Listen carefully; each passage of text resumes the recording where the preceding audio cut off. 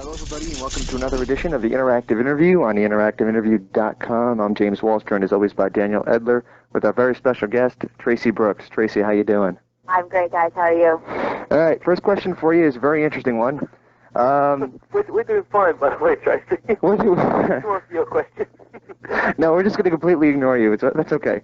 First question we have for you is, this is an interesting one. We've seen your name spelled 18 different ways on the internet. Tracii, Traci, Tracy. Spell your first name for us, please. It's spelled Tracy. Thank you very much. But when I was a kid, I used to spell it Traci because I thought it was a cool way. You know, I think it was in public school, I used to do that. But it's Tracy. Cool. That's like the weirdest thing. Apparently I make the name more sophisticated. Apparently. TNA has recently started doing these Impact shows on Fox Sports Net, and you've been managing Michael Shane. Unfortunately, you weren't on the first broadcast of it, though. But no, and look what happened. He lost. Yeah. No, but I watched the show. What'd you think of it? Amazing. I thought it was incredible. The setup is so amazing. Like, it's just everything about it is incredible. Everyone was really happy about it. Everyone's very, very excited about it. So I'm just waiting to get down there to Orlando and see it for myself. And I mean, they sent Michael Shane down without me, and he lost. So hey, what can I do? What do you think of the news that TNA are now going to be using the six-sided ring for the pay-per-views as well? Actually, I think the ring is already up for the pay-per-view tomorrow. I'm not sure. That was a new rumor I heard. Yeah, but I think it's good. I mean, for me, it's 2 extra sides of the ring that I have to use now. I have a hard enough time using 4. Right.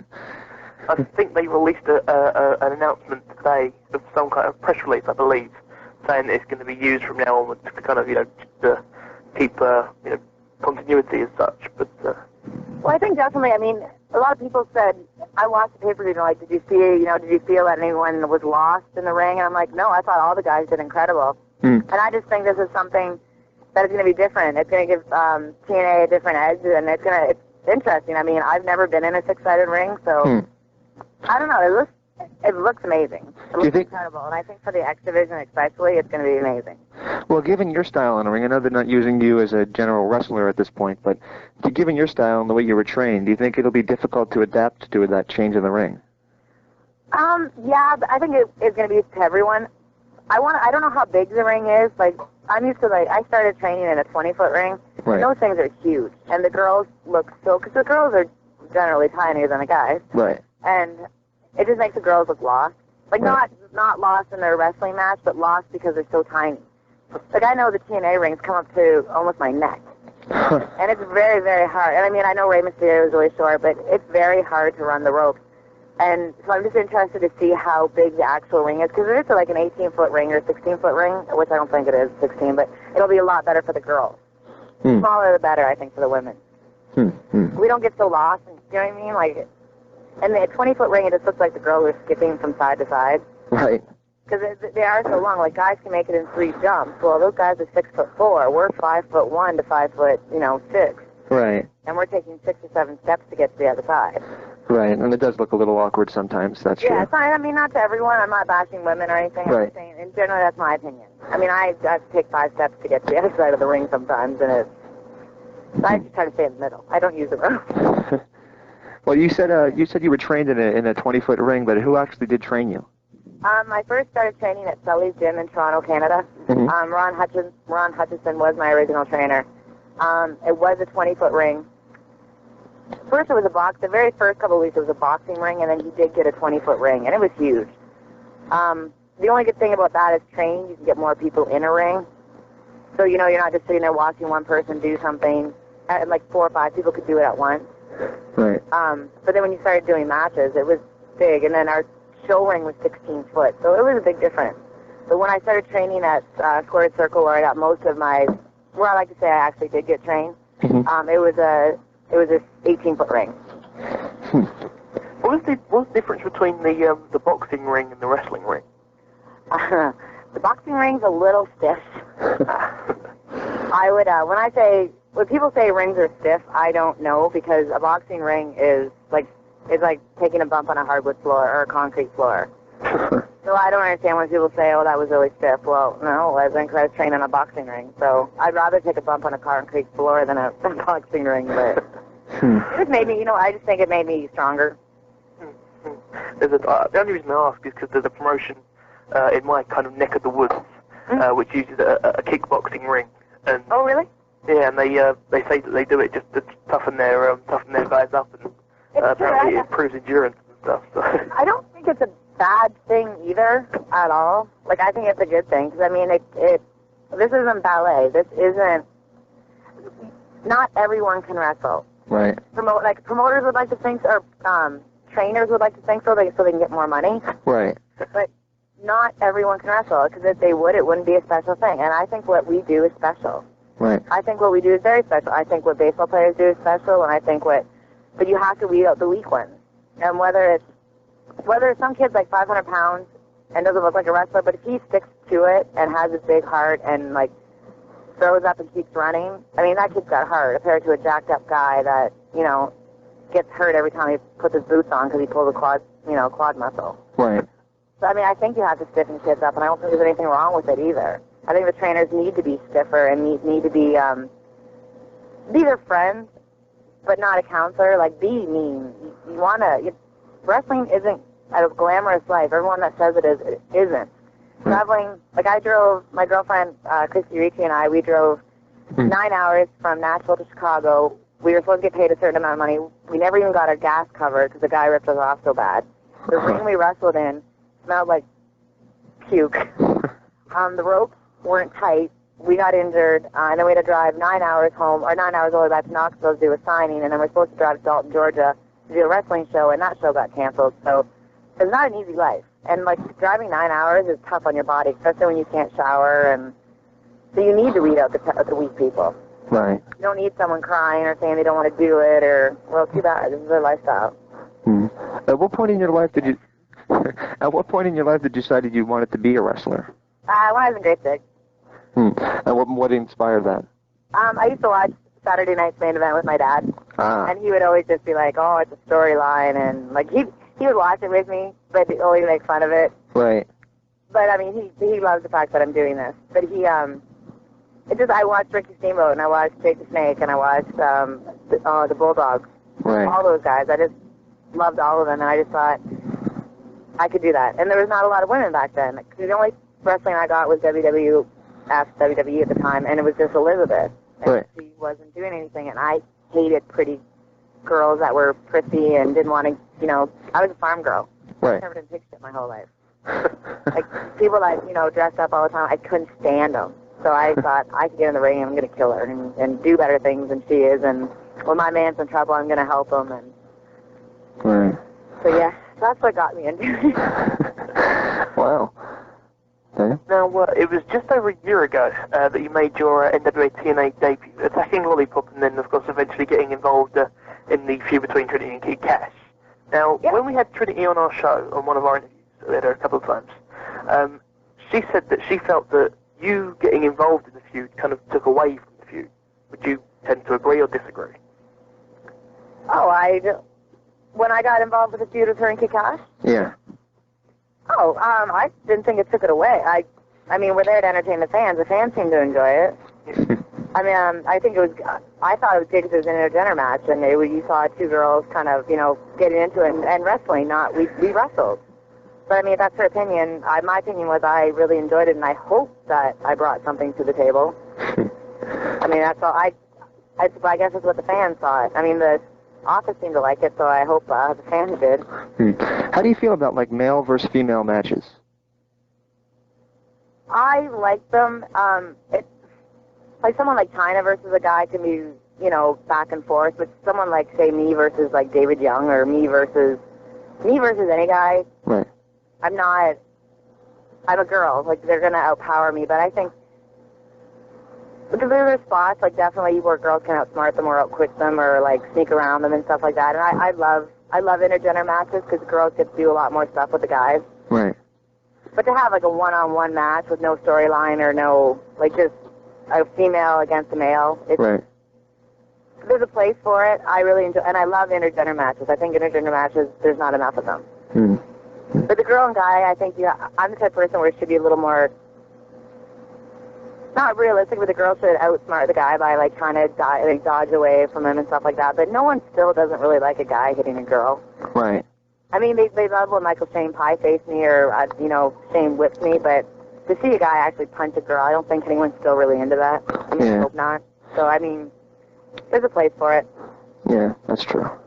Now, you mentioned there's not very many intergender matches, and there was a rumour on the internet while the Trinity and Kick-Ass feud was going on that basically In Demand got pretty, mad at TNA over the female versus male matches that were on the pay-per-views, and kind of asked TNA not to do it, and that's why TNA nixed them. Do you have any idea if maybe that's any truth to that?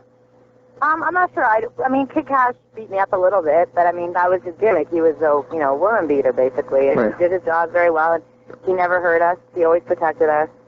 And, I mean, he made everything look believable. And we were in the ring with the big boys, and,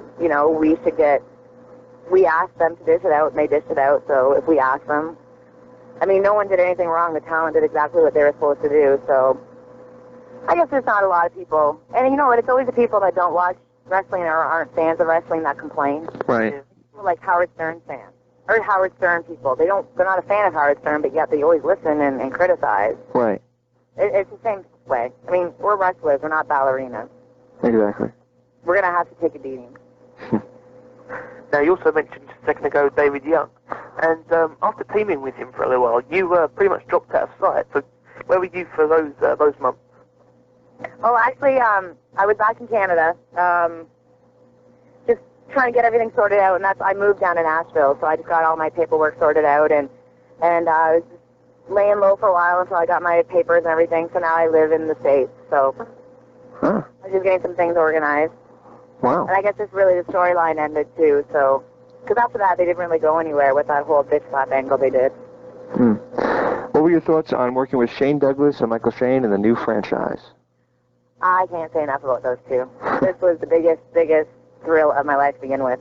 Shane, I'd never tell Shane, but I'm a huge Shane Douglas mark. Yeah. But he's never looked better. He looks amazing. Right. He came up to me and he just said, we're going to be working together, is that okay? And I'm like, are you kidding? Is that okay? Like, this is my dream come true. He is the most giving, like, as I always say, he's forgotten more about wrestling than I will ever learn. That man, he'll be doing stuff with Michael Shane and I, but watching the big screen and saying, watching promos, watching this, and not going up to people saying, hey, what are you doing? Or, why'd you do that? Just saying, hey, that was cool, but hey, why don't you do this next time? Or he just thinks that he just knows to take it a step farther. Like, you might think something, and then he's just like, he has a different opinion, and he has a different look at things. Right. And he helps everybody, right from the ring crew, right to the, promos, right to backstage, right to the camera guys. He's given more to wrestling than he'll ever be thanked for. The man is amazing. Absolutely. When we interviewed him, I was like it's like you're a student in class just listening to him talk. I mean, you just have to. It's so funny. People like Michael Shane and I just sit there and stare at him when he talks. Right. That's what I was like. We were just in a trance, me and my partner. But he gets excited. And it's so good to see someone excited. And that's another thing. Like AJ Styles gets excited, not just for his matches, but for everyone's matches. Like when I took that crazy bump off the top on Elix Skipper. Right. Like he was like the next week he's like, oh my God, like that was amazing, and what? And he was that makes you. If you can get a reaction like that in the back, right. Wrestlers, think of the reaction you're getting at home. Exactly. And it was awesome. And Michael Shane is the same way. Michael Shane is so giving. And hopefully, I'd like to think we could do maybe something like a new version of Scary Sherry and Shawn Michaels, but a newer, 2004 version of it. Michael Shane is just a student. He is, pardon the pun, making an impact in this wrestling world. Right. It doesn't matter if you love him or hate him. Right. He's always on your mind. Right. And he's always there, and it's almost like it annoys some people, but you can't ignore him. You can't ignore his talent. Now, not to harp on the fact of the internet, but I'll just throw in two more internet questions, and I'll try and keep away from it completely, because obviously it seems like it's taken over the interview. But one quickly throw at you, it came up a couple of days ago, I read this, that apparently Shane Douglas has retired. Any truth? He is working more backstage. He did some backstage interviewing last week, which was great. If you can't have a promotion without Shane Douglas in it, I'm sorry. Shane Douglas he's recognizable to a lot of, like, he's recognizable to the whole wrestling world, but also the people that aren't wrestling fans. Right. I don't want to see it at all. Like, when we ended our franchise storyline, I learned so much from him, but I wish I got the chance, like Francine, to travel with him. Uh-huh. Like, I wish I got the chance to, like, I only got to see him, we only got to see him Wednesdays. I wish I had that chance to see him 3 or 4 days a week, to listen to him. Like, he calls all the time and stuff, but it was like, it's almost like we got robbed. Right. But, because we want more of franchise, basically. But, I mean, he's the type of person that I wish there was a million more of him. He's like, it's time to pass the torch down. It's time for me to teach younger kids. It's time for me to help out, like, the younger version, because I'm retiring. Who's going to step over? Who's going to take over? Right. So he loves his business. It's not about Shane Douglas. It's about the business. And the internet also throws up, of course, the constant rumours of Vince McMahon trying to raid the TNA talent pool. And along with Michael Shane and a couple of other names, your name has most recently come up. Any truth to those rumours? Well, that's a nice rumor. But I love TNA. I mean, I've been to backstage to WWE 7 or 8 times. Whenever they came to Toronto, we always went backstage, and the girls there are amazing. They like Molly Holly is incredible. She like worked out the ring with me. She's an amazing girl. She just gives and gives and gives. And I mean, I learned so much from them. But I love TNA. I mean, right. I never heard that rumor that they were interested in it. My best friend and my training partner was Gail Kim. Right. We trained. So I went once, and then we went both together. And obviously, she got signed. She works harder than anyone I know. She's got a great look. She deserves it. And you know, they were like, oh, yeah, we're interested in you. And I'm like, okay, well, you know my phone number if you are. But then TNA, Scott D'Amore got me into TNA, and I love TNA. Right. It's a family. I know everyone says that, but it's true. It's a family. We all talk. We all want the show to do well. We don't want each other. We don't want our own stuff to go well. We want the show to go well. Right. Like, we watch other people's stuff. We ask what everyone's doing. We're like, hey, what about this idea? Or, hey, like, why don't you come with me? Or I need a girl, or you need a guy, or, you know, why don't you wear this? It'll be better, or something. It's always helpful. Are you under contract at TNA? Yes, I am. Oh, good. It's a nice rumor to hear that WWE wants me, but I never heard that before. In the past couple years, women in wrestling have been using the exposure, pun intended, of Playboy and other adult-oriented magazines to get their names more popular in the mainstream circuit. Would you ever be interested in doing something in that regard? I'd love to do Playboy. Love to do Playboy. It's my dream. It's my dream to meet Hugh Hefner, actually. I think he's a brilliant man. I think Playboy's beautiful. I think the people that do Playboy are beautiful. Mm-hmm. I've always been a tomboy. I've never wore makeup until I got into wrestling. I never wore makeup. I didn't have fake nails. I didn't tan. As I said, I was a farmer. I was covered in pig slop my whole life. And I'm more of a girl now in wrestling than I've ever been. So I think it'd be a really big compliment if they asked, like if someone asked to be in Playboy, or if I begged them to be in Playboy. I mean, I think it'd be incredible. I think it's women that do it. I mean, I give them credit. I think they're beautiful. Right. I mean, women are beautiful objects. I mean, so they don't exploit themselves. They're not doing anything bad. They're not. I mean, I love to be in stuff and ask them too. Right. I usually don't ask these kind of questions, but I have to tell you this, and this is the weirdest thing. When we announced we were going to have you on the show, I never received so many marriage proposals in my life. Aww. Apparently you have... No, forget it. We don't want to marry her. You listen to her talk. Forget it. Yeah, that's one of the main questions. But I guess the question I will ask is, are you married or single? I am single, but I do have a boyfriend. And everybody's heart breaks. Aww. If you was just watching the faces of the male listeners of the show, when you said you would be interested in Playboy, you could just see the smile sort of creep up and up and up. And then James asked that question, you can just watch the smile go down and down and down. But I do love British accents, so... Hey, I like this. You're the second female guest in about 6 weeks to say you like my accent. I love them. You know what? I don't like swearing, but I love when you guys swear. Please don't. It's just the funniest thing to me. Any particular work that I could any requests? You know Nigel McGuinness, and oh yeah. I could listen to him talk all day. I don't know. You guys have such beautiful accents. I have no idea why, but I love them. And then when he swears, it just makes me laugh. Small mind.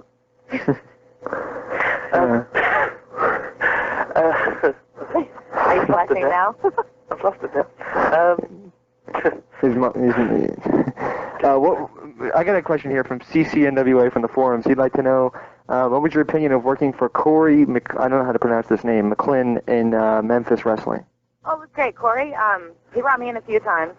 Mm-hmm. We did a live show together. I forget, it's actually when the Moondogs passed away. Right.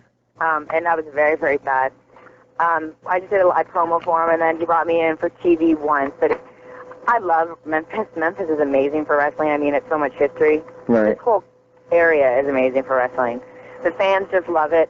But it's just from scheduling conflicts, it's hard for me to get down there. But I love Jerry, the King of Lawless promotion. It's great, Memphis Wrestling. Right. Now, what would you say the future holds for Traci Brooks? Just to be healthy and to keep letting my fans. Everyone always says it wasn't your dream to be in the WWE. Right. The more I'm in this business, the less it is. Because I honestly found a promotion at TNA, and I seriously believe in it. There's not politics, there's not bullshit. There's people that care about each other. There's people that want to help you out. Right. I just believe in TNA, and I mean, I've had so much fun working. I've actually just done working wrestling for a full year now, and like try to make a living on it, try to really concentrate on it, and it's opened me up to some like really cool people. I've done autograph signings, which is one of my favorite things to do because you get to meet the fans, and you never know who you get to meet. Right. Like I just met Catherine Bach, is it from Daisy? What was his name? Off of Dukes of Hazzard. Oh wow. Daisy? I can't say. I can't either. Yeah, Daisy. I mean, I was just, like, I just met her at an autograph signing. I met the guy that played Cousin It. You know what I mean? I met the guy that played Chucky in the Child's Play movies. Like, to me, that stuff's interesting to me. But, I mean, I love it. And I got to meet all these fans and take pictures and just little kids and little girls and, like, little girls that say, I want to go be like you. And it's amazing to me. That's the most special thing. Wow. I mean, it's hard on relationships. Wrestling's hard on family. Because you don't get to home. I don't get to go to my best friend's wedding because I'm on the road, or you don't. But it makes you stronger. Right. What advice and whatnot would you give to the young girls looking to get into wrestling? Be careful. I've been really lucky not being messed over by promoters. I've been in business for 4 years, like through training and everything, and I've only been messed over for money once. Which, knock on wood, that's amazing. Right. But I have seen it where I've had a little girl, like she was 16 years old, emailing me saying a promoter wanted her to go through a lit table, through some tax, some guy was going to pile drive her. And I said to her, do you know this guy? And she's like, no. And I'm like, okay, all I can say is you're 16 years old. Do you want to end up in a wheelchair? Right. Because the chances are 50-50. You just have to be logical with these things. Yeah, like 16 years old. Like, to me, I also don't agree with kids going to school when they're 17, like university when they're 17 or 18. I am promoting people who go to school. But when you're 17 and 18 years old, you don't know what you want. You're a kid. You are a baby when you're 17 years old. Mm. And that's why I believe, like, go to school for a general course or something and then figure out what you want after you've done that. Right. Because, like, when I was 18 years old, I didn't know. I've changed so much since I've been 18. Mm. I'm not going to tell you how long ago that was. That's a question that I was asking. That's one of the questions that you get asked, and you just, like, shift that right out of there. It's like, nope, not asking that one. I get dropped in my head. I don't know how old I am. I just, for girls, you can say no. Right. Like, just in everything else in life, girls and guys can say no. I remember the first time I had to say no to a promoter. It was the hardest thing I had to do. But I had to do it. Now I'm glad because the promoter say no politely and give an idea. Like, promoter wanted me to do a bikini contest. Right. And this is the first time going to this promotion. I'm like, well, I would rather not. But what about this idea? Right. You know who you can trust. Be careful. And protect yourself because you're the only one that's going to be with you in the end. Right. And in this business, there are some people that will climb over top of you to get to where you are. So just be careful who your friends are. Right. Be smart. It's just the same in life. Just be smart. Do you mind if we close out with word associations, basically saying, you can give a one-word answer, or you can give a story if there's a story. Would you mind doing that for us? All right, Dan, you want to take these? Sure. First name on the list, Gail Kim. Gail Kim, amazing. Gonna go down in history as one of the best women wrestlers ever. Trinity. Same thing, very athletic. She's got a lot going for her. Her stunt career, beautiful, athletic. Trish Stratus. Absolutely adorable. And come a long, long way. Molly Holly. Likely one of the most giving girls you're ever going to meet in wrestling. David Young. I want to wrestle him so bad and beat him. He was my favorite tag team partner ever. Kid Cash. I had a lot of fun working him, and I think he's very, very talented. Michael Shane. Going to be the next TNA heavyweight champion. AJ Styles. On his way to being a legend in the business. Hulk Hogan. Created his business. Was a big reason why we are where we are. And the final one that I've got for you, James might have a couple, but the final one I've got is Vince McMahon. Wrestling, almost, I see, this is a long answer. I see him almost as God of wrestling, and not in a good way and not in a bad way. Right. A lot of people get into wrestling because right now Vince McMahon, well, up until now because of TNA, but before TNA existed, he was basically the only wrestling promoter out there. For years, yeah. Everything we did, everything we ate, everything we talked about, we had to, like, direct it towards Vince McMahon because he was the only way we could get a job and make money in this business. Absolutely. And it's not exactly a good thing. I don't want to say God. I'm not sure what devil, maybe. You might want to watch that, then you might not ever get there then, but... Not in a bad way again and not in a good way again. I think he's a smart man. He's done a lot for this business. But you need competition, and I hope he sees that. I mean, you need competition in this business. If not, your product goes stale. Right, and I think we saw that in 2002. Yeah, and TNA, I mean, I've had so many people come up to me and go, we've just given up on wrestling. I'm like, well, what about TNA? What's TNA? Exactly. Now it's on Fox Sports, so now it's going to be a big thing. And I'm not saying we're going to conquer the world, but you know what? We've been here for 2 years. Well, no one said we were going to be. And we're taking it step by step by step. And, I mean, we're doing it the right way where we're still lasting. We're still here after 2 years. Right. And we're starting to be a thorn in his side. Right. I mean, whether he likes us or not, he talks about it. So, I mean, I think all the talent in the locker room, WWE locker room, is pulling for us. Right. Because it's a bargaining chip. It's another place to go if something happens. Right. So, I mean, TNA has someone like AJ Styles. They have someone like Christopher Daniels. They had someone like CM Punk. They had someone like Low Key. This is the new generation of wrestling. Exactly. And this is where it's going. Like, you can't keep bringing Hulk Hogan back. He's a draw. Oh, my God, is he ever a draw. But you got to do something new. Yeah, you got to do something new. Like Shane Douglas is like, it's time for you to, time, like I was saying, for you to do it. It's time for, Right. I watched AJ. I used to think AJ Styles was a flippy, floppy wrestler. Right. And I'm like, yeah, okay, whatever. And then I saw him wrestle Dusty Rhodes.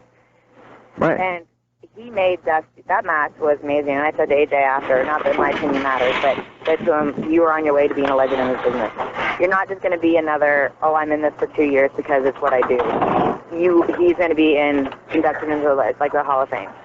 Because he's just incredible. The match with Dusty was amazing. He can work circles around anybody and make it a good match. Absolutely. And the final word association I have for you is sin. Sin? Great Canadian worker. I think he's doing very well. I think he's in England right now. Excellent. I trained with him too, actually. Excellent. I've got a couple questions I just want to throw in just off the cuff, just from ones that I read on the forum and one I've got in my head anyway. You mentioned England, obviously. No shit that I'm from England. I read something, again, referring to the internet, on the internet about a possible NWA TNA tour of not just England but of Europe. Any I'd love to. I've always wanted to wrestle in England. I've always heard how great, like Joey Legend's one of my favorite wrestlers too, and he always talks about how great it is, and Johnny Storm is an amazing guy, and he's another one of my favorite wrestlers. And I love the English, I love the British style. That's more my style. And so, I mean, I would love to go down there. And, I mean, I'd love to bring TNA. I get a lot of fan mail from England and, around the area. Hello? In the UK. And one more question, TNA that I've got. They're doing the gut check the training and whatnot, have you had any thoughts or conversation or whatnot about training the females? I would love to. I think I need to get back in the ring some more. Right. I think, I spent the first 2 years of my, I never managed, basically, until I got involved with Scott Moore at Border City Wrestling. So I always wrestled, and now a lot of promoters don't know I wrestle, just know I manage, so I feel a little rusty. So, I asked Scott Moore, who's doing the training, I'm like, can I get in the ring? And he's like, yeah, but I one day would love to open up a school and concentrate on female wrestlers. Absolutely. But, I would love to do that. When I was in Sully's training, there'd be, there's a rule where girls can't wrestle guys. It's against the athletic commission. So I would start training, the girl would drop out, so then I have to wait for another girl to enter. And that happened 4 times to me until Gail Kim came. Right. And then finally I just, she stuck with me, and, I'm so proud of her. Right. So, she's amazing, she's incredible, and we still talk and hang out, and we're just proud of each other. And I'd love to wrestle her again. Absolutely. Well, we really can't thank you enough for the time that you spent with us, and I just want to throw this one quote that Mike TNA gave us, and it's always stuck in my head about TNA, is that they might not always hit a home run, but at least you guys always come up to bat. Aw. And that's, I really do appreciate that you guys are out there. Best of luck to you in your future, and if you have anything for us to promote, you know how to reach us. Thank you very much, guys, and I had a lot of fun. Hey, everybody out there, this is the franchise, Shane Douglas, telling you that when you want the lowdown, the best, the very bottom line of professional wrestling information, you got to listen right here. Interactive interview.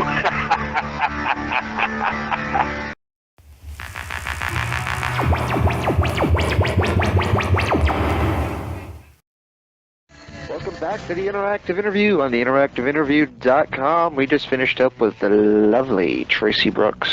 Mm-hmm. Yes, we did. She seemed to like you. Yeah. That's the second, as I said in the interview, second person in 2 months or 6 weeks or whatever, second, female American wrestling star that liked my accent. So, to any of the ladies out there that also like my accent, I hear that Traci likes me swearing, so what word can I say that's not too offensive, Big floppy donkey dick. Big floppy donkey dick. Yes. Yeah. Hopefully that turns on some of the females out there. Yeah. Usually, I would assume it would. Yeah, obviously, we're hoping that what me saying it turns them on, as opposed to the actual item itself. Yeah, but whatever's cool. I have a funny feeling both of them work. I don't think I particularly want to know, but whatever's cool. Whatever works. Whatever floats their boat. No, that's our boat. I don't know what the hell we're talking about anymore. Whatever wets their sails, maybe. Yeah. Well. Okay. We're getting a little off topic here. All right. So, what did you think of the interview? Yeah, it's good. I really enjoyed the way, like with our Reno interviews that we uploaded last week. Yep. I really think that these interviews, when they get less formal, not quite as far as informal. So don't sit there and go, "Hey Trace, what's up?" Kind of thing. We're not, idiots. But when they're less formal than say some of our earlier interviews were, I think they've got a better flow to them. They make for better listening. So, you tagged Reno as a must listen. Right. And I agree, it is a must listen. But the problem is that us saying it's a must listen sounds like we're just trying to hype it. But we're really not. When we say we said David Penzer last year, it was a must listen. It's one that not many people will go out and listen to actively. Right. But we're just saying it really is a must listen. Reno was, and I think this one is as well. I think April Hunter was one that I said was a must listen. Yeah.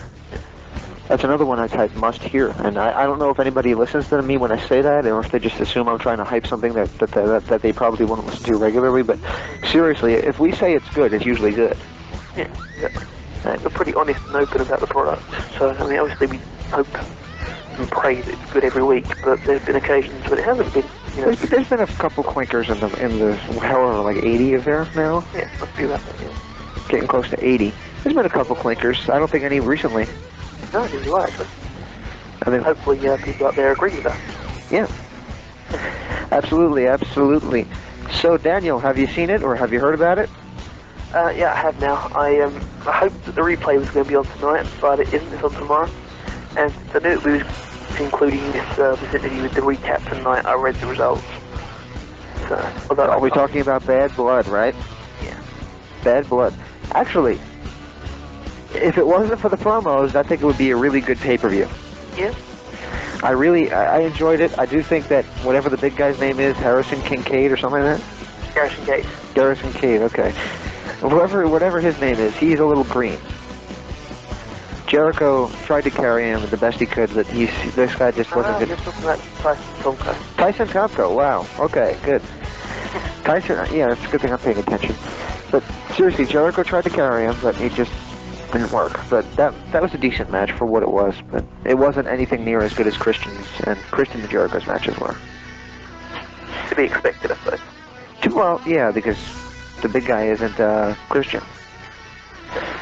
Opening match was okay, kind of predictable. You knew King was going to come out and do something. The tag title match? Women's title match was bad, but that's to be expected. First five-time champion, though. Enjoy stress. Yeah, and that's something to say. That's something to be said. The only trouble is now, it's like when Edge and Christian won the tag team title 7 times in 1 year. You know, okay, now when does this really count? Oh well. Because if you've won it 5 times, you had to have lost it 5 times. 4 times. Right, 4 times. Well, yeah, that's what you're referring to. Yeah. Okay. Chris Benoit versus Kane. Awesome match. Yeah, I agree. I managed to see 2 matches on the card because of other commitments and the fact that I was kind of drunk. And I saw the final 2 matches, Chris Benoit Kane. I really enjoyed it. People said that it wasn't going to be a good match, and it was. It was a good match. Well, here's the problem with the match. I'll give it to you straight. Kane lost at WrestleMania. Therefore, he wasn't, in my opinion, a valid competitor for the world title.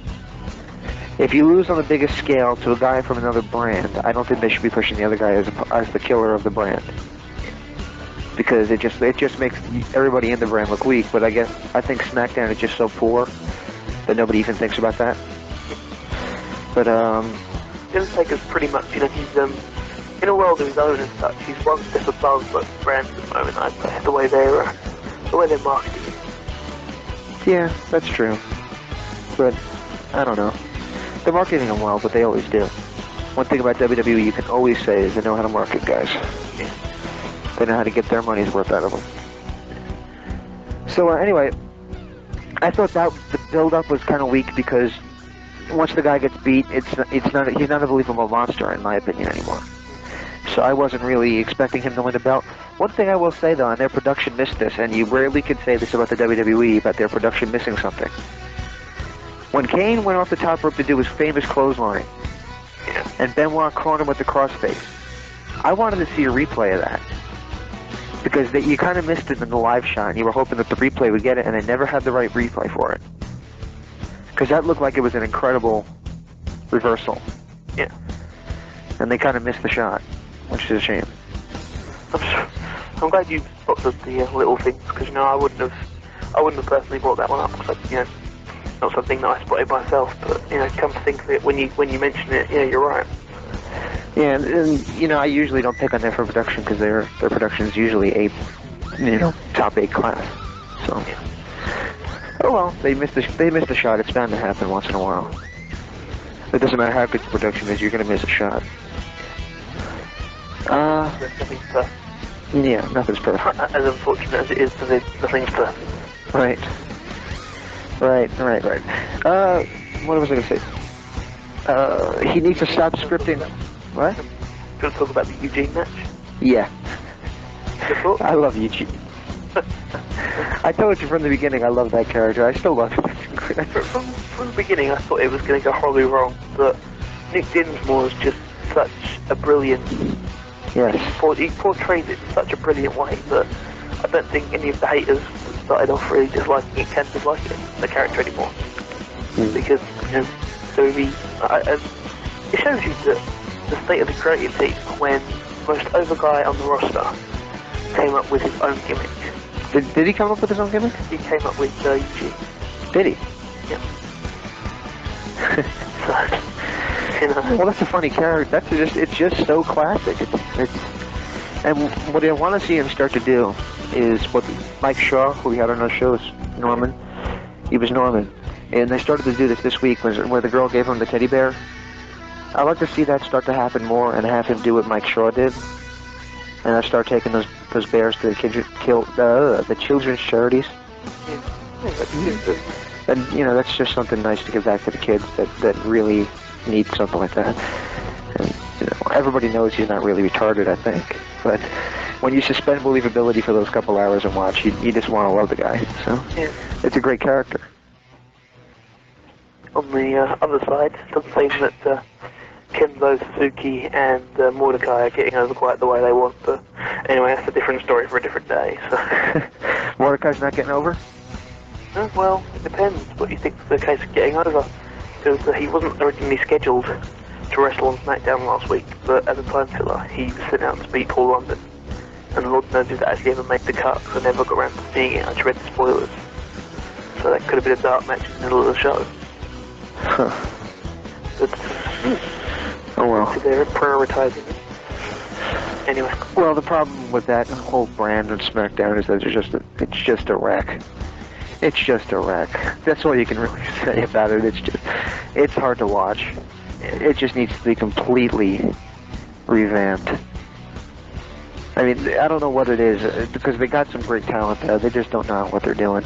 And they killed the Cruiserweight division, and now you got the champ. Apparently the Cruiserweight champion's been fired. So. Dave Charlie Classic, no longer a WWE superstar. Fired for, apparently, I read 2 reports. One of them said that he was fired just for straight up missing 2 house shows, not calling in, saying not going to be there kind of thing. And the other one said it was those 2 factors combined with the fact that he apparently turned down a lot of creative ideas to make SmackDown funnier, basically. Ideas such as, you know, when he had when Jackie was the Cruiserweight champion, and she gave him a present, which was women's underwear. Yeah. He suggested to him that he wears women's underwear at some point. And he said flat out said no. So that would have been funny. He says Pro Wrestling Torch just to give them their present. That would have been funny, actually. But again, you've got to feel for the guy, you know. Yeah. 50, 60-plus-year-old man going on TV with his son, wearing underwear. Wearing women's underwear. He hopes he wears underwear. Well, I sure hope he does. But I don't want to know if Chavo Classics are going commando. Yeah. But okay. Or some kind of Sergeant Slaughter rehash gimmick. Anytime I want that. Okay. Alright, so where were we now? Randy Orton. Randy Orton, yes, this is living proof Vince needs to stop writing their promos for them. That was just horrific, hearing these guys try to cut promos that Vince wrote for them. Well, do explain, because obviously, I mean, I didn't see this far back in the show yet, so do explain to me and for the people that didn't hear. Alright, he was backstage doing a promo with that short-haired guy that does the interviews backstage. I guess he took Terry's place. Yeah. I don't know his name. It's gone. Continue. Well, he's backstage doing a promo with that guy, and the crowd starts, booing, obviously. And he's like, "Don't boo me!" And then they keep booing him, obviously. So he says, "That's it, I'm coming out there." And he just, rummages through the crowd and goes to the ring. And he's like, "I told you I'd come out there," but he didn't do anything. I think my idea would be him to slap an old lady or a kid or something. That would have gotten him heel heat. But instead, he just kind of went out there and just walked through. So it's yeah, you walk through me. What's the big deal? But so Shelton Benjamin comes out and cuts this bland promo that has absolutely no substance to it, and they start a match. And it was better if you just had introduced them. I don't know. To me, it just didn't work. Maybe I'm the only one that thought this, but I really, it's no surprise to me that Shelton wasn't on Raw, because after a promo like that, I think I'd keep him off too. Good to see you actually watch Raw, by the way. Yeah, it was interesting. No spoilers, because I don't get it till Friday, so... Okay, well, I'll say this. It was interesting. Good. I'm glad. I hope I'll enjoy it. I didn't say you might enjoy it. I say it's interesting. It was, Wasn't a lot of wrestling this week at all. Huh? No. Oh, well. Other match, obviously Hell in a Cell. Have we missed anything else apart from Hell in a Cell? Women's title? I don't know. I don't think so. So Hell in a Cell. Triple H against Shawn Michaels managed to catch this one of us, obviously. Wow. Being like sort of two final matches. I really enjoy it personally. Don't know about you, but I think so long as it is the end, the final battle as such, as long as it is that, then that's great. Sorted. Good way to end it too. It was a good burn off if that is the truth. If they have another match on Survivor Series or something, then it's gonna kill the importance of that match. But I thought the burn off, if that is the burn off to the feud, that was a pretty damn good finish. And what I liked about it was nobody had to take the big bump. Nobody, I mean, yes, they beat the living hell out of each other, but nobody had to take the big bump. Flying off the top. No, exactly, or through, or even on. I mean, did they even go up? Nope. That's true. It was hell in the cell, not hell on the cell, you know? So, that was pretty damn good. I'll say it probably ranks up there in my top couple of Hell in a Cell matches, along with, it seems that whenever Triple H or Mick Foley's in Hell in a Cell, I enjoy it, so. Right. Nothing against, other people have been in Hell in a Cell, such as, that one time there was the Al Snow versus the Bossman in the Kennel of Death, whatever it's called. Was it called the Kennel of Death instead of the Hell of Cell? Kennel of Hell match, something like that. It's, dear me, let's try not to relive it. I don't remember it. I'm glad I don't. Oh my. There's a lot of WWE I tend to forget, so I'm kind of glad I do. So do I. That's the problem. That's why I lost against the Enigma Mike Wright on the last show. That's why I lost. I forget things. Oh wow. Not happy. Yeah. Well, that was a great. Made a fool. You weren't made a fool of. You did all right. But I did want to say this, thank you to Francine. I helped her out with the videotape, and she sent me over a lovely autographed photograph of herself. Didn't we get one for the show? Ask. Be cheeky. Maybe I should. That could be like a good giveaway. We've been talking with a couple of people to get a couple of nice giveaways on the show in the future, so stay tuned to these segments, and some nice pricey, expensive giveaways might come along. Or we may save them for the post, whatever. Something like that, yes. We're going to try to give something away to give attention to the show. We're not going to do like what WCW did when they tried to give $1 million away, but it's not quite that much, but I think it has a fairly good retail value. So. It's a pretty good prize, for two guys running a show. It's a pretty good prize. We're doing well. Absolutely. Of course, it'll be courtesy of other people anyway. So. Yeah, but we can't say who because we're not confirmed yet. Yeah, exactly. So when it's all confirmed, there's another one that I'm going to tell James about after the show that I've been speaking to that may come along soon. So, a couple of prizes lined up. Just stay tuned to these segments. Excellent. Did you hear about the other big story? Of course.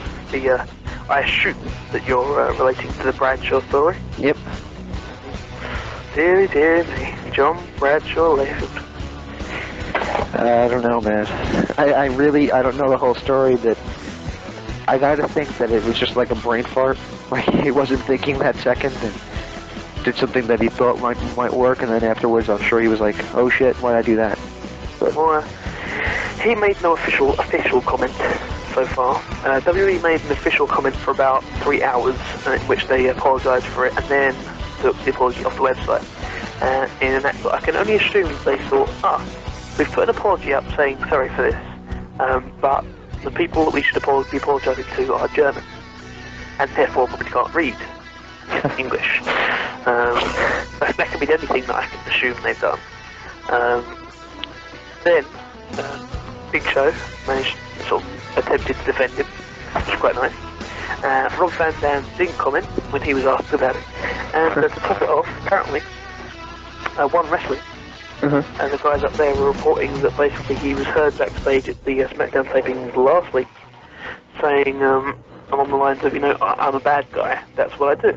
And apparently, he even said that he's done it in the past, and there's been no problems in the past. So, okay. But what he did, the goose-stepping Nazi salute, apparently he wasn't done with much conviction, which I don't know if it's a good thing or a bad thing, but it's actually illegal. Nobody can do that in that country, be it a foreigner, be it a German, be it anything, you can't do it. So. And he managed to get himself fired from CNBC in the process. Well, that seems like it was worth it. Definitely. I bet he's really kicking himself yesterday. He's got a new column up on WWE.com in which he speaks a lot about his match at Judgment Day with Eddie, saying that he proves he can have a good match. But completely, glosses over the fact he got fired by CNBC and the whole situation basically. Just completely ignores it. So I'm guessing he won't be getting any official comment on the situation anytime soon. Well, it might be the kind of situation where you just don't mention it. Yeah. That might be the kind of situation where you just hope like it falls under the rug or gets swept under the rug. What happened? But I've already seen the images on forums and stuff on websites where they've doctored Bradshaw's new photos as JBL. They put a Nazi like the swastika's been put across him more, giving him the Nazi typical Hitler haircut and Hitler moustache. Wow, they're good. Yeah, Poncho Jones, I don't know what's wrong with him, but he's got some screwy little, what do you call those little pictures underneath his posts? Signatures? What is it? Signature. He's got some pretty interesting ones. Yeah. He's got an unhealthy obsession with Uncle Jesse from Full House. Yeah. I don't know what that is, but okay. I say nothing. I get a kick out of it, actually. He's got a gimmick, just let him ride the gimmick. Yeah, I kind of like it, actually. Oh well. So that's Bradshaw. Looks like he's obviously had his punishment or whatnot from the WWE, if he's going to get one. Must be an internal affair, because obviously he's still around. But... Right, and you'll probably see him, if he's going to be punished, they probably are thinking, well, he's our top guy right now in SmackDown, so we really can't take him out of the main event. I'd be surprised if he was scheduled to win. I would be surprised if they still did. He probably won't now, but I mean, you breathe. Good blessing for all. Right, maybe. Thank God for small miracles. Okay, well, there's also one other big story. TNA Impact. Oh, yeah. Have you had a chance? I haven't personally, no. It doesn't air over here at all, so... Anybody sending you the tapes? No, not at all. I was going to download it, but obviously that's legal, so I didn't. Aww. Look at me being all artsy fun. But yeah, no, I haven't had a chance yet, although I did hear that apparently Petey Williams has signed a new contract for TNA and Johnny Devine, so they could be appearing more often. Sabu has rejected a contract and basically, I read a thing saying that he either quit or he got fired. So that's probably in the Sabu Raven storyline. And apparently Miyamoto, this Japanese, I've heard his name before, a couple of times. You couldn't ask me where what federation in Japan he wrestles for, but he's been apparently added to the TNA Wrestling.com roster list. Wow. So. Yeah, I like that guy. Shit, I can't remember his name. I do like him though. The blonde-haired dude from Team Canada, Eric Young, maybe. Oh, yes, Eric Young. Is it Eric Young? He's like Eric Young anyway. He's not from Team Canada. From Team Canada, I think you're talking about Petey Williams. Petey Williams. Eric Young is part of Team Canada. I'm pretty sure he's actually from Florida, but I think they have him in Team Canada. He's the one with the slingshot pile driver as a finisher. That's Petey Williams. Yeah. But Petey Williams is the brown-haired guy. Yeah. Well, I like that Petey Williams. Kind of my colour's hair. But I class my hair as brown, but then I'm classed as blonde. So. Yeah, I like Petey Williams. He's a good worker. I like this Eric Young guy. If you ever get sent the tape of when he did the whole America's X Cup, they did the thing with Jerry Lynn and I think it's Aguila. Catapult him. They have the ladders laying against the ropes. Are you sure you're talking about Eric Young? Because I'm pretty sure that. I know you like Eric Young, but you mentioned him before, so did you guess or something? But I think it's Eric Young. Whether he's the guy you're thinking about from the X Cup. I'm pretty sure I'm right. Okay, well we can check it out. Yeah. I think it's Eric Young. Well, he was laying on the ladder. The ladder's laying in the ropes. And Jerry Lynn and Aguila go take the ladder, which is sticking over the side of the ring, and they catapult him over the top rope, and he lands like up the ramp. It was hysterical. And he did the whole thing where he got up and he they had clips of him backstage looking at a picture of the original Sheik. I mean, his uncle, the Sheik. Well, what I read was that apparently he didn't turn up. He didn't catch his flight in time for the pay-per-view on Wednesday. Instead, he did manage to get to the taping on Thursday. Maybe could be a pre-recorded backstage check. Maybe that's right. I don't know. So, but one thing I want to quickly ask: how is Simon Diamond shaping up as Pat Kenny? Probably good if they use him. They keep talking about him, and they keep having him do like run-ins and such, but he hasn't had matches really. They had segments where he gets into fights with the NYCs, which is probably the worst gimmick ever. Here's the deal: when you have a team that's based on being a location, like the NYCs, the payoff is when you actually have a show in that area. Yeah. They don't travel to New York. It's not going to work. I try to explain this to them, but oh well. So what the NYCs? It is our friend Trinity. Yeah. Disco Inferno, Glenn Gilberti. Yeah. And what the hell is it? Johnny Swinger, also a past guest. Yeah, thought so. I thought it was Swinger and Gilberti, but I wasn't sure. Yeah, well, the problem is, and Disco cut the worst promo ever. I want to say this too. They said 90% of the time we do what we want, and the other half of the percent, and the other half the time we do. I don't know if that doesn't work out mathematically. I don't know what the hell. I read that on someone else's commentary of the show. So did he do it on purpose? Though? I don't know. I mean, you want to believe that he did it on purpose, but it sounded too natural for me. Yeah. I just was like, oh wow, this guy must have been great in algebra. Well, yeah, apparently it's coming Wednesday, the Jeff Jarrett's 3 mercenaries gets 3 live crew, and apparently they're Hot Stuff Hernandez, who's the guy who just signed TNA? What guy? Oh, he's a Ring of Honor guy. I always get him mixed up with Colt Cabana for no reason whatsoever. No reason at all. Don't know about those ROH guys, man. But I can't, completely, utterly, totally lost who it could be. So I'm going to quickly and smoothly is it going to be for a few seconds. Is there going to be anybody like Lex Luger possibly showing up or no? Oh, I doubt it. I very much doubt it. But, that would be smart of them to do, like have Lex Luger show up. Somebody big, because now they have TV and they need to expose these people that are big stars too. Yeah. Suck them in. I mean, they've been using all X Division guys, and that works to an extent because people are enthralled by the action. But if you keep doing that, people are going to assume that all the guys in the company are little.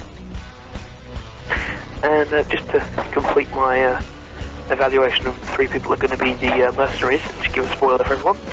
So spoiler warning, turn them down, don't hear this, because it's not really much after this anyway. So, Hostaf Hernandez, Onyx, who is apparently a guy who nearly signed for WWE at one point, and Chad Collier, who for some reason I get mixed up with Colt Cabana. They're going to use Chad Collier in a main event? Yep. I don't know about that. I get them mixed up because they're both called CC. Chad Collier, Colt Cabana. That's why. Uh-huh. So obviously Colt Cabana is completely different to Chad Collier. Just about as far a spectrum as you can get, so...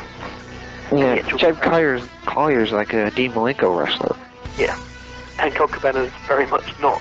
Right, exactly. He's a really talented and charismatic performer, so... But yeah, those are set to be the three mercenaries. Well, I hope that's not accurate. Because that would just be like, I don't know, maybe like Shane Douglas's tag partner at Sold Out 2000 being The Wall. Oh well. A big surprise there. guy that we see on TV every week. I don't know. I don't get it. Yeah, it also says here that the TNA have signed deals with Scott D'Amore, which is obvious because obviously he's a backstage worker. So I would assume he'd signed the deal anyway. Eric Young, on you please. Eric Young, yes. P.E. Williams. Johnny Devine apparently already signed for. I read that he was coming back from TNA a couple of weeks ago, signed. So. But Pete Williams, yeah, Bobby Roode. Yep, they've all signed. I don't think Bobby Roode was a good sign. No? Nah. How's his name actually spelled? Because I've seen it spelled R-U-D-E, and I've seen it spelled R-O-D-E, and I've seen it spelled R-O-O-D-E. I think it's R-O-O-T. I think it's probably spelled R-U-D elsewhere, but they just thought, you know, like Taz, T-A-Z, T-A-Z-Z, either copyright reasons like it was for them, or just couldn't be bothered to keep it the same reasons, and changed it for Bobby Roode. Rude. And the final thing that I want to speak on, just before we end the show, just want to say congratulations to Sid Vicious, who made his in-ring return this past weekend. Really? Yes, he did. For a Canadian company. Did he wrestle? Called the IWC, and it was their 5th anniversary show. And yeah, he did it in the main event, which was a 10-man tag team Royal Rumble match. So, and he wrestled. Did he do okay? Apparently so. Apparently he was in really good form. But I read a review that said that he then would talk on about repenting sin and whatnot. So that accidentally got him over as a heel. But, see. Oh, poor Sid. Good to see him back like good. Poor Sid. Okay, I'm sorry.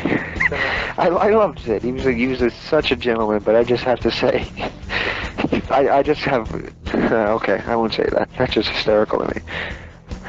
Well, Sid will be a good catch for somebody. Yeah. TNA could bring him in as like a novelty, and WWE might be interested. Yeah. I'd assume that's what he wants. He's made his fought back to in-ring condition. You've got to assume he's got big time, but who knows? He might not want him traveling. Well, that could be a problem because he said on our show that he has trouble traveling. But maybe if he's fully healed or at least capable of taking whatever punishment he's going to be taking, that'll be fine. I do not think that he'd work on Raw. I think he'd be a SmackDown guy. But of course, just as you said, he said something on our show when he came on the show, and his interview with us is in the archive section on theinteractiveinterview.com. Turn it up as loud as you possibly can. Oh yeah, very, very quiet interview, so you might want to hit the up dial on your speakers for that one. Also, as you mentioned earlier on, people that we mentioned like Trinity, Johnny Swinger, and Queen Liberty, aka Disco Inferno, all been on the show before, as well as about 75 other people. Yep. Right. Check it out from the Macho Man to Teddy Hart, Jarrell. Well, you mentioned about 50% of the people when you mentioned all the people that were on, and you can also catch the other 60% of the people. Well, I'm yep, exactly. So go and check out that half, and then go and check out the other 3/4. As soon as you finish with this, or right now in fact, you can do two things at once. Yeah, but unless you're a man. Unless you're a man, good point. Or a construction worker. Yeah, I think it's obvious that every construction worker on the planet has builder's butt. No. Is a man, because the men are the only people that could or would start two projects at once and completely leave a road all carved up, not even thinking, well, that could be a problem when we have rush hour. I don't know. And I'm a man, so I'm allowed to say it. But if it was a woman saying it, I'd probably be pissed off. But okay. All right, well. What is left? What is left? Is that all? I believe that's all. That's all. Something I've got down. Okay, Friday night. It's a big concert. Yay. Oh, yeah, well, so we're both busy Friday. That's good. I could have stopped talking about it after that, too. Which I'm sure you'll be happy about. Oh, yeah. You get to change your MSN name as well. Yep. Everybody, though, I wanted to let you know, please go check this show out. They have a new set. They fly around. They have a drum set that goes up in the air. They have more explosions than ever before. They breathe fire. They spit out blood. I mean, this is a freaking insane concert. You got to check this out. And of course, I'm talking about Kiss. Who else could I be talking about? Kiss Poison this summer. Check it out. And you can also buy a live CD, which is probably the most creative idea I've ever heard of in terms of live concerts. You buy the CD. You buy a ticket for a CD when you first go in. And when you're leaving, you give the ticket and they give you a live CD of that night's show. I think that's creative as hell. I just am hoping that it's not going to be a problem. Like, I'll have to be standing there for 4 hours after the show. But I suppose that a lot of people in wrestling could look into. right. If you think about it, when you put in your order before the show, and as you're walking out, there we go. Yeah. Thank you very much. Yeah, that would actually be a good idea. Like, especially for house shows and such. Probably happening, on a mass production scale. It would just take too long. But, yeah, well, there's going to be several thousand at the Kiss show, so I mean, I don't know how they're doing it. CDs are pretty slightly easier to burn than a video would be or a DVD. Right. Exactly. Well, the thing is, that's exactly right. I mean, first of all, you'd have to deal with camera views and everything, and whatever. I don't know. Maybe. I can't see how they're going to be able to pull it off as soon as people are leaving. I really don't. But hey, if they pull it off, then what they could do is they could just maybe I don't know, do a few copies. Make the first 110 copies or whatever. So okay, first 1,000 copies, whatever. X amount, 10% of the show the night before. Well, that could work, but then people would notice. Like, if they say, for example, I mean, if they say it's a live copy of this show, the people are going to be listening for them to say Phoenix at some point. And if they put it in, they say, "Thank you, San Antonio." People are going to be like, "Wait a minute, that's not my show." But that's what I'm concerned about. I really am curious to see how this is going to turn out. And of course, you're going to be subject to listening to that at the end of the show. Like, either that or they're going to have a strict set. And they can't say the name of the place the entire time. I thought of that too, but Thank you, all of you. I thought of that too, but the weird thing is they're doing like a different set list every night. I mean, that's what happens when you have 23 gold records, is you have a lot of material to sort through. And they seem to be doing like I mean, of course they do all their traditional hits, but they like switch it up in the middle. It's pretty interesting, actually. Oh, well, keep us informed on that. I will, and I'm very curious to see how it's going to sound. I hope it doesn't sound like a demo. Well, I mean, if it's the first time round, you can't expect the world. Right. As long as it's nothing cheap. Well, yeah, as long as it's affordable and it doesn't sound like hell, it'll be fine. As long as it doesn't sound like Arctic Fishes in it. Exactly. Not hiding it too well, am I? Right. Like I was saying before, we're honest about our stuff, and it was a good interview, but the sound quality wasn't good, so read the recap. Right. The show, try it if you can. If not, read the recap. It's brilliant. James did it. Very, very detailed. Right. Okay, well, how about I play something that's pretty appropriate? It's called there's this Kiss song called 100,000 Years, which seems to be about as long as they've been touring, but I'm not complaining, so. How about we play 100,000 Years?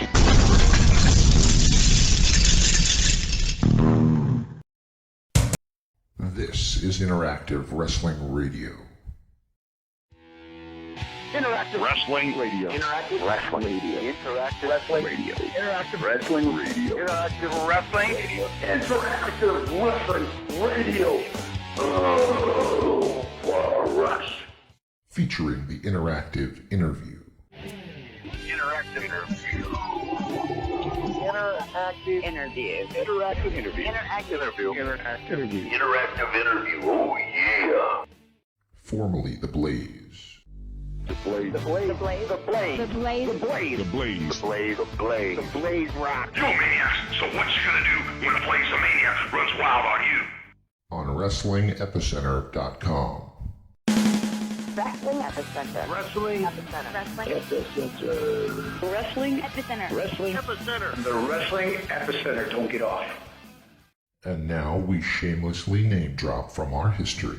The Wrestling Epicenter would like to apologize for the following. All right, everybody. Viva la raza. Viva la raza. Hey, y'all. Hello, ladies.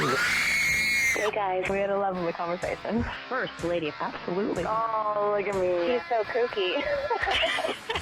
Be there. Where else? Interactive Wrestling Radio. Wrestling. Epicenter. Oh my god, you win! Love being interactive. Whoa! I just got to know. Listen! I was not shooting. Yeah, I almost missed my pants. Breaking neck. I got 2 words for you. I've heard a lot about you guys. But here, let's go. I see my language. You're going to go to the shop. See him now. We're into the many. No nerves. That was great. It's going to be cool. Woo! What it's all about. The purest point of the living legend. Rock and roll arrogant. You're listening to me. Instead of statement, I'm talking to you. So leave without you. In the land of extreme. Testify. Nevermore. Interactive interview. I'm not just the best. Interactive interview with a plastic You head. earned the right. Nobody. You better keep listening. Thank you very much. Controversy creates cash. Professional wrestling. Made in the USA, baby. Memphis wrestling.